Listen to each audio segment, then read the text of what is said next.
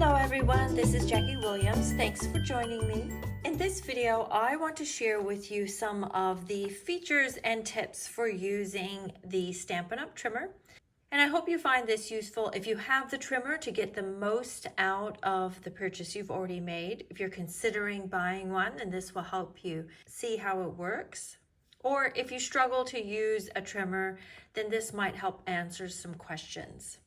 So first of all, I'm going to turn it this way so that you can see more of the whole thing all at once. First of all, you have a scoring blade and a cutting blade.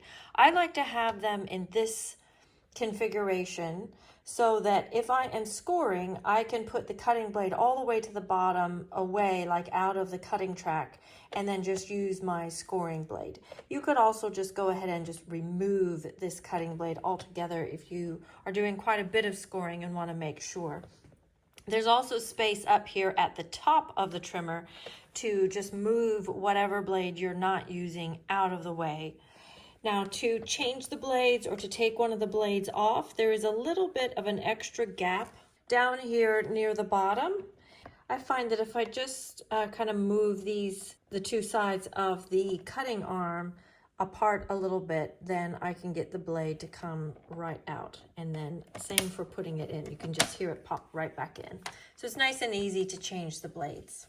Now, the blades come in a pack of 4, so you'll have one on your trimmer and then four spare, so you've always got spare. Now, when you're cutting, in order to get the most out of your blade, because you'll notice that the blade is just a tiny blade here, but it does have 2 sides. So when you are cutting, I suggest you cut down, but also you can cut going in the upward direction, and that way you use both sides of the blade. Or if you prefer to cut one way or the other, before you pull it off and get a new blade, maybe you could just turn it around so that you use the other side of the blade as well. Now, you'll also want to keep this track clean, this track here. So if you're finding you're getting a bit of a fuzzy cut or it's not working as well as you would like, before you change your blade, try cleaning out this track. And I find that the spatula end of the Take Your Pick tool is a really good tool just for getting in there and getting any little bits of paper out of that track. Now, as far as the rulers on the trimmer, we have rulers in both metric and imperial. And you'll notice that we have rulers at the top, in the middle, and right at the bottom of the trimmer. And you also have an extendable arm so that you can cut things up to a little more than 17 or 43 centimeters. I also like that there is a little bit of a ruler on the right hand side as well. Now, if you are left-handed, I'm not left-handed myself, but just from what other people have said, you might find it actually easier to turn your trimmer around this way and use it with your left hand, basically upside down. Now, this arm does lock down into place when it's not in use.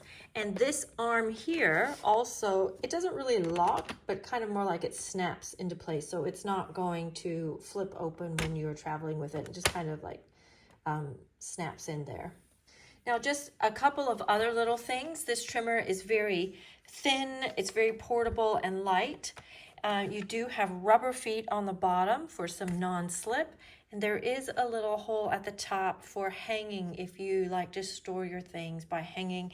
You also could probably get like one of those locking C-clips and maybe clip some things to your trimmer that you want to have always with it, like your spare blades or something. That's just an idea.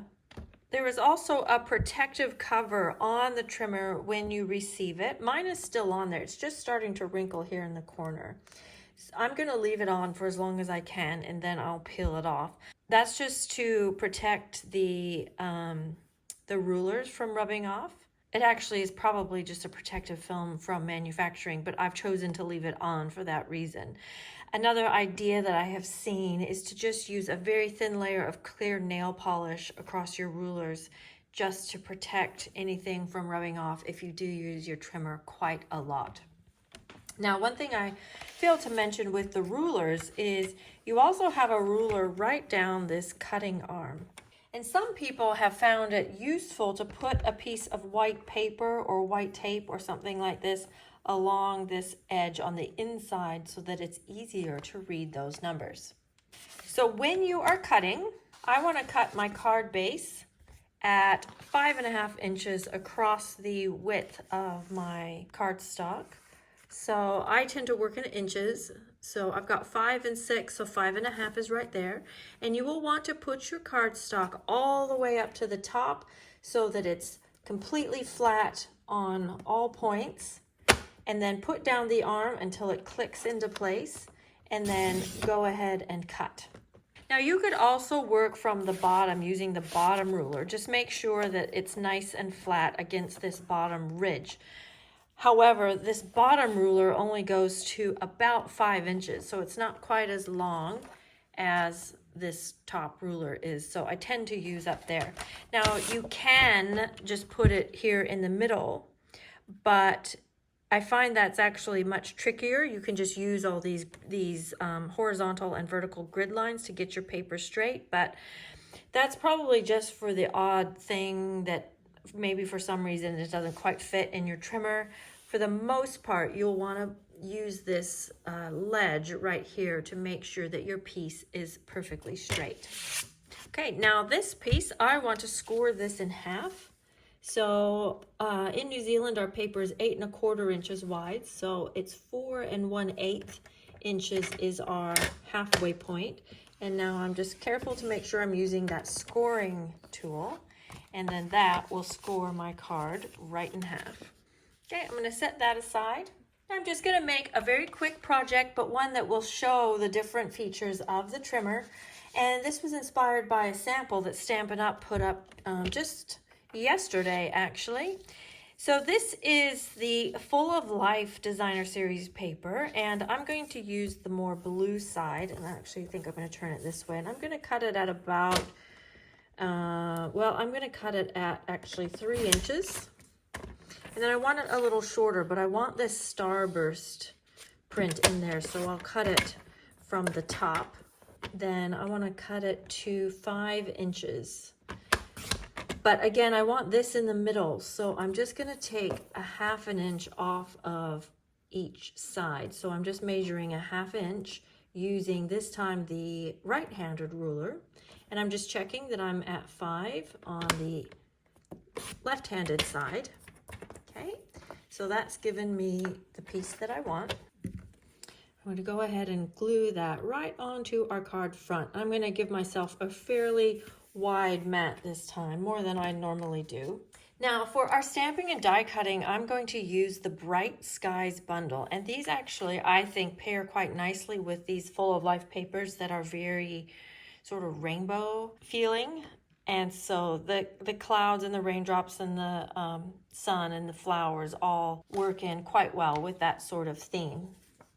So in this die set, we have 2 border dies, both of which are like sort of a wavy cloud sort of pattern, and they're a little bit different from each other. So I've cut 2 with white, and I have embossed that with the Fun Patterns folder, which I thought was just so cute. Those little daisies, I really like those.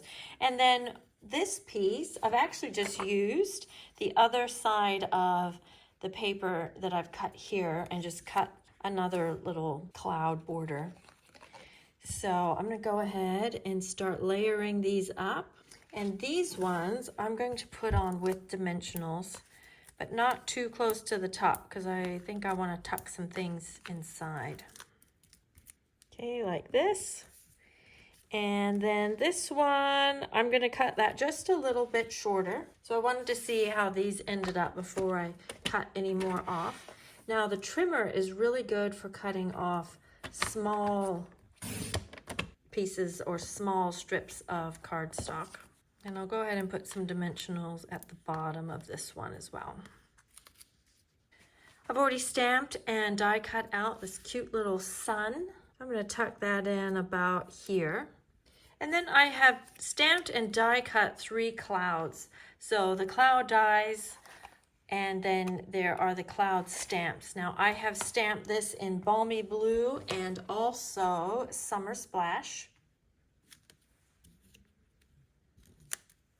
Okay, now for our words, I'm going to use shaded spruce. So I'm just pulling the colors from my little sky rays there, and I'm going to stamp that fairly close to the bottom of this little strip of white. Then I'll use my trimmer. I can see where it's going to cut because it's going to cut where this groove is, and because this arm is clear, I can see how that's kind of sitting in relation to my words. And then I'll just cut that side so it's about the same as the other side. Now I'll just use my pick-a-punch, and I'm going to use that scalloped edge there. Okay, then I have a balmy blue bow, and I'm just going to decide, I think I'll put that about there. And then I've intentionally put the dimensional so they're not going to be right on top of that knot. Okay, now let's just add a few gems. Now I have the In Color Shimmer gems and also I believe these are just called opaque gems. I thought these kind of gray, sort of clear looking ones were kind of fun to use on a card that has sort of rain and sky theme. Okay, now I want to do something a little bit different on the inside using our trimmer. So I want to make a pop-up feature. So now what we want to do is we want to cut an inner for the card that is 1/4 inch smaller than the base or the white piece. So for my card, I'm going to cut 5 1/4 by 7 7/8. So I'm going to put it right hard up against that ledge, go to the 5 and then another 1/4 inch and cut. And actually what I find easiest is to score it at my usual 4 1/8.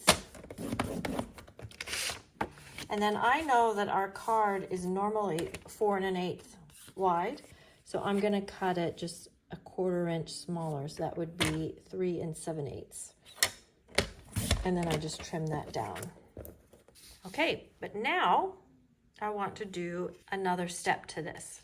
So we have that folded. Now cutting on the fold 1 inch from each side and 1 1/2 inches down. So using the trimmer makes it nice and easy to do something like this. So I'm putting that folded edge right hard up against the ledge, and I'm going to use this time my right hand side ruler, and I'm going to put it at 1 inch. So now we're cutting 1 inch from the side. And now I'm going to use the ruler along the edge here, and I don't know how clearly you can see that in the video, but I'm going to take my cutting blade and I'm going to pull it right down to 1 1/2 inches. Now on this little cutting blade cartridge, there's a line on both sides and on top and bottom, and that shows you right where the blade is. So if I get that little line there at 1 1/2 inches, then I know I'm at 1 1/2 inches down. Then I'm going to do the same thing on the other side. Now I'm going to use the left hand ruler and set this at 1 inch from the edge. And this time I could start at 1 1/2 inches, push it down, and then pull it up. Now what I want to do is score in between these two cut lines. Now I know that's 1 1/2 inches down, so I need to put it at 1 1/2 inches, get my cutting blade out of the way, and then this also has those marks on each side, so I'm going to put it at the 1 inch, because this is 1 inch from the edge, at the 1 inch mark, and pull it all the way down. And I can actually see that that line is about even with that cut mark. And score in between. Fairly faint. It's kind of a light score, but you can see we've got scoring in between those two. Okay, so when I open up my card, it should look something like this. Now, these two score lines need to go backwards, and this score line needs to go forwards, and then these ones, you can just kind of see how they need to bend. So it's gonna end up looking like this. And then just use your bone folder to get those nice and creased. So that gives us a really nice, easy pop-up card. So let's go ahead and put that inside of our card. And I find the easiest thing is to stick down one side, and you want to right up into that crease like this, and then go ahead and put glue on that side, and then just close your card and give it just a moment to adhere, and make sure this crease is nice and flat. Now we have our nice pop-up element. So we'll just finish the card quickly. Now I have just cut another piece of basic white and used that cloud edge on it. So you've cut that just a tiny bit wide, but I'm gonna leave it. And then using some of the scraps from our Pretty Designer Series paper, I've just cut another little piece, and you can just put that down here just to bring all those colors through. And let's go ahead and stamp some words, preferably right side up. You brighten my cloudy days. And I've done this in shaded spruce. Now for the pop-up element, I suggest you not use any dimensionals, because I think if you close your card and you have dimensionals on the inside, your card's never going to close even sort of nicely. It's always going to be a little bit too thick. So I am just going to put some adhesive here on this piece and put my big cloud on, and before that sticks too much, I'm going to put my little cloud on, and I'm going to tuck another sun in there. Cute. And then this little guy, we just want adhesive on one side like this. So that is our card. And then when you open it up, you have this really cute pop-up feature. And here's one that I made earlier. It's basically the same, really. I don't see much for difference. But I hope you enjoyed that. I hope you learned some tips about using your trimmer, as well as, I hope you enjoyed that. I hope you learned some tips for using your trimmer, getting the most out of your tool, as well as learned how to make a really easy pop-up card, making the cutting and measuring really simple when you have the trimmer tool to work with. Please check out the links that I have in the video description. I'd love to be your demonstrator and or have you at a class. And if you know someone who'd like to learn a little bit more about using their trimmer or tools, please feel free to share this video with them. Thanks so much for joining me. This is Jackie Williams, and I'll see you next video. Bye-bye.